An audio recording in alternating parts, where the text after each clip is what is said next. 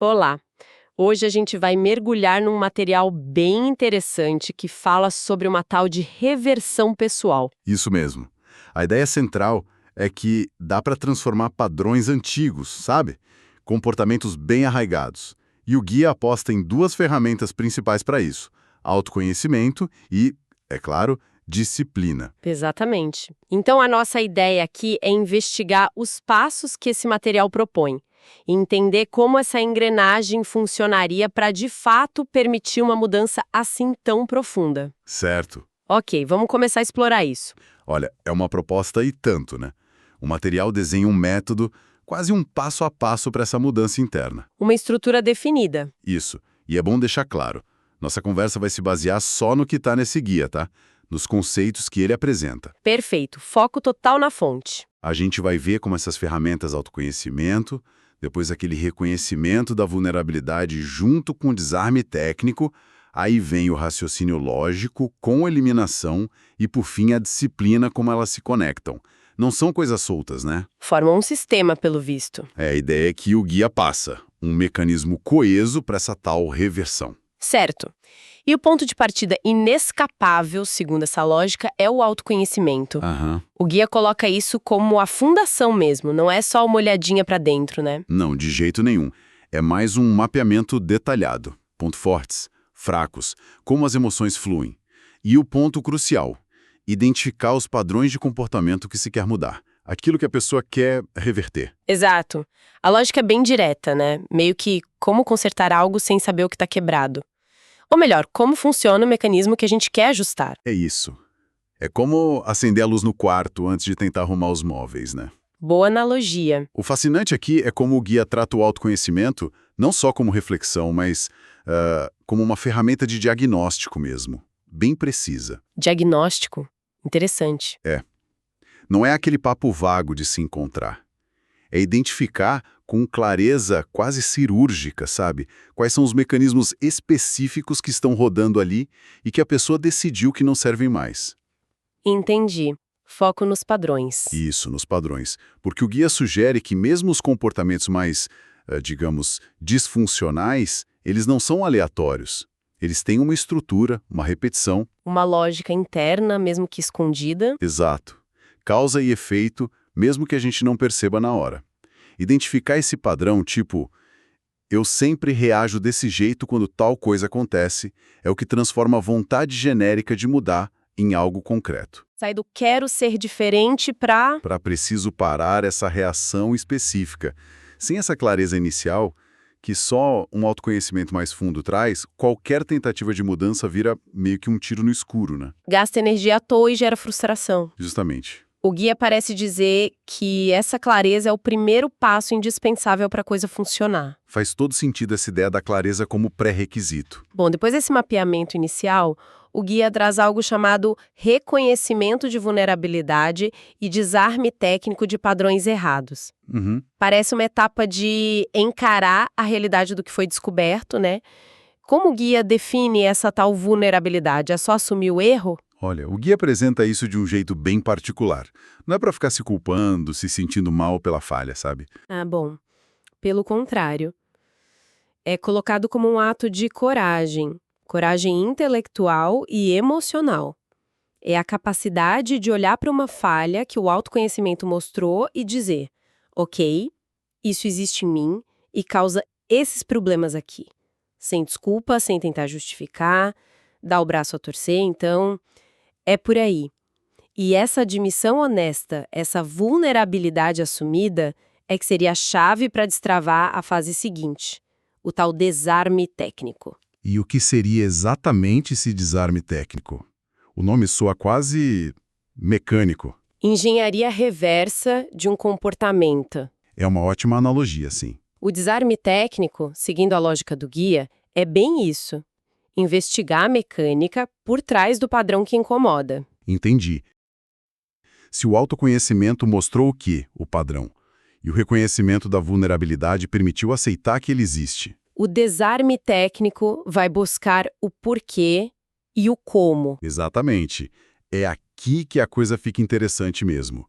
O guia sugere ir fundo nas causas, nos gatilhos, aqueles exemplos que você mencionou. Por que eu procrastino com prazos? Ou de onde vem meu medo de falhar? Isso. Ilustram essa busca pela arquitetura do problema. Não adianta só saber que se procrastina. O desarme técnico pede para investigar por que a procrastinação aparece justo ali, como ela se manifesta. Quais pensamentos vêm juntos, sentimentos, ações concretas ou falta de ação? Perfeito. E até que necessidades ou medos essa procrastinação pode estar tentando suprir, mesmo que de um jeito ruim ao longo prazo. É um processo bem analítico, quase forense, sobre o próprio comportamento. Entendi. Quer dizer, a vulnerabilidade não é um ponto final, tipo, ok, admiti a falha. É o ponto de partida para investigar mais a fundo. Exato. A vulnerabilidade, admitir a falha, é o que habilita a análise e o desarme técnico. Faz sentido. Sem essa coragem de encarar o padrão de frente de forma vulnerável, a tendência seria continuar fugindo ou racionalizando, né? E aí não tem análise profunda que funcione. Impediria qualquer objetividade. Isso. O guia parece argumentar que a gente só consegue desmontar aquilo que primeiro teve a coragem de reconhecer por inteiro. Então, o desarme técnico não é só um exercício frio e intelectual. Ele precisa dessa base emocional da vulnerabilidade para funcionar. Ele busca as engrenagens mesmo. As crenças por baixo, os gatilhos externos, internos, as recompensas, mesmo as negativas a longo prazo, que mantêm aquilo funcionando. É um mergulho na lógica interna do comportamento que se quer reverter. Nossa, isso adiciona uma camada bem interessante de complexidade. Depois desse mergulho para entender o padrão, qual seria o próximo passo lógico, segundo o guia? Como sair da análise e ir para a ação? Aí o guia introduz a fase de raciocínio lógico e eliminação. Aqui a energia muda um pouco, sai da compreensão profunda e vai para a aplicação prática do que foi entendido. Mão na massa. Quase isso.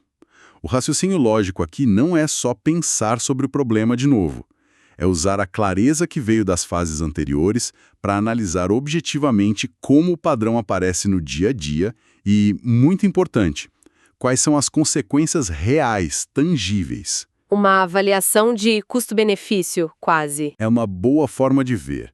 Manter esse padrão me custa isso, isso e aquilo em bem-estar, em relacionamentos, nos meus objetivos. Essa análise reforça a decisão de mudar. Certo. E a parte da eliminação. Como ela funciona na prática? Parece um passo bem desafiador. Eliminar um padrão. O nome é forte, mas o guia descreve a eliminação de um jeito bem pragmático, gradual. Não é como apertar um botão e desligar o padrão na hora. Não é mágico. Não. A ideia central é identificar de forma consciente, deliberada, as ações, os pensamentos, até os ambientes que alimentam o padrão indesejado, e começar a cortar esse combustível ativamente. É um processo de interrupção consciente. Isso. O exemplo da reclamação que o guia usa é ótimo para ilustrar. A pessoa decidiu parar de reclamar tanto. Aí quando ela se pega começando a reclamar, Ela percebe e para. usa esse momento de consciência para ativamente interromper a frase ou o pensamento.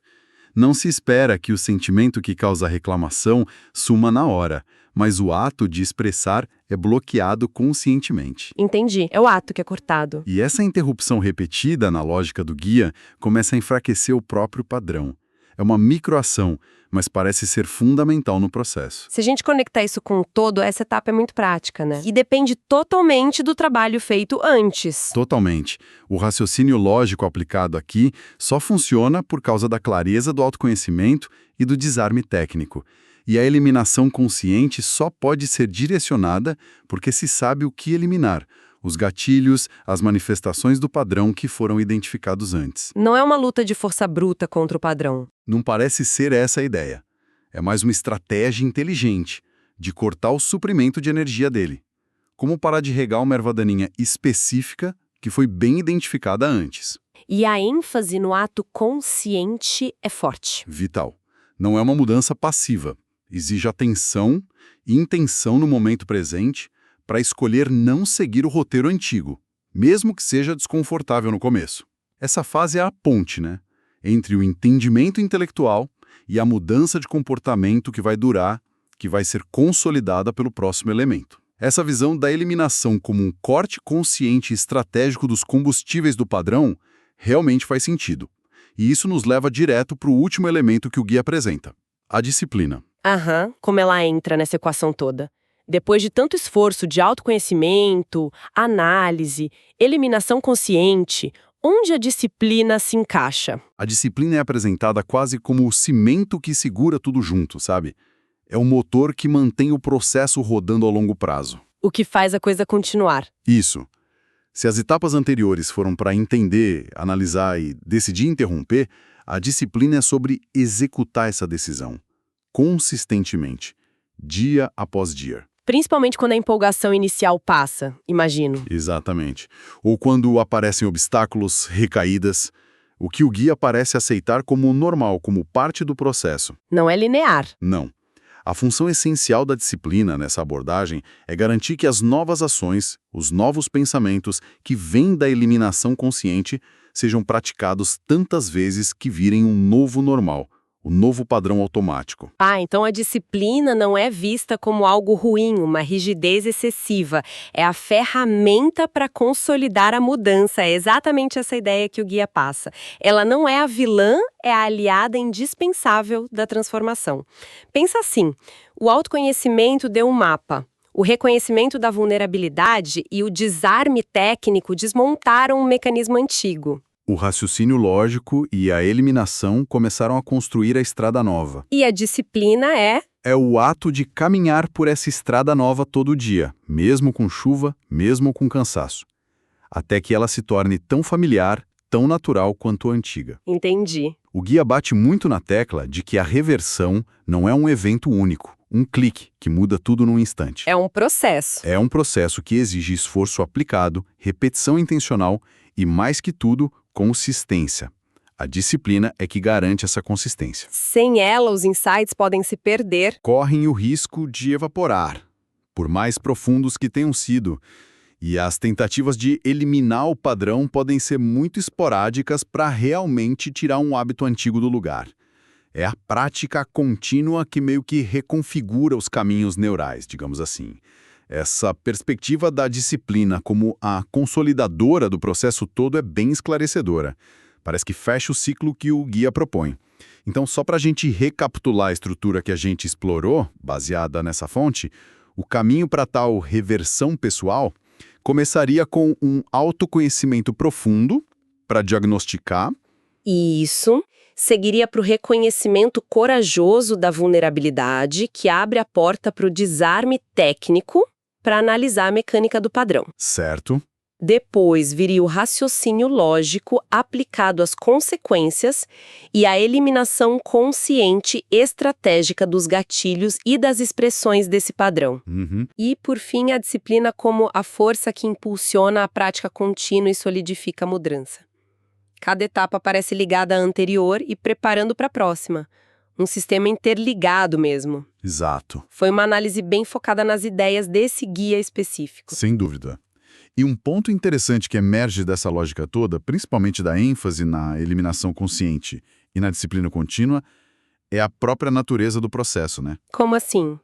Essa reversão que o guia descreve não soa como um estado final, estático. Um ponto de chegada onde a pessoa estaria pronta ou consertada. Entendi. Não é um destino final. Não parece ser. A própria mecânica proposta, observar, analisar, interromper conscientemente, repetir o novo, sugere que é menos um conserto definitivo e mais a aquisição e a manutenção de um conjunto de habilidades. Uma prática constante. Uma prática contínua de autoobservação, de análise crítica, de ajuste comportamental. É quase como aprender a pilotar a própria vida com mais consciência e intenção, sabe? Um processo que exige atenção e manutenção constantes. Como cuidar de um jardim, para que ele continue florindo e as ervas daninhas não voltem. Ótima imagem. A reversão seria, então, um processo dinâmico, não um destino fixo. Essa visão da reversão como prática contínua e não um evento único é uma nuance importante que parece mesmo emergir da lógica do guia. E isso nos deixa com uma provocação final, pensando só no que a gente conversou aqui, para quem nos ouve refletir. Manda lá. Considerando o autoconhecimento como ponto de partida absoluto nesse modelo, qual seria um padrão minúsculo, quase invisível na rotina diária, talvez uma reação automática a um tipo de e-mail, um pensamento que sempre volta em certa situação, um pequeno hábito físico que alguém poderia simplesmente começar a observar, sem julgar, só mapear quando acontece, em que contexto, como o primeiríssimo passo nesse processo de reversão que o guia desenha. Interessante. Começar pequeno, só observando. Ou, por outro ângulo, como será que a aplicação da disciplina, do jeito que o guia descreve a consistência na repetição de uma micromudança, por menor que seja, poderia talvez não só alterar aquele comportamento pequeno, mas também fortalecer a própria musculatura da disciplina. E com isso, impactar confiança para quem sabe um dia encarar padrões maiores e mais complexos dentro desse processo. Como um pequeno passo fortalece a pessoa para o próximo? Exatamente. Fica aí a reflexão sobre como esses conceitos poderiam operar na prática.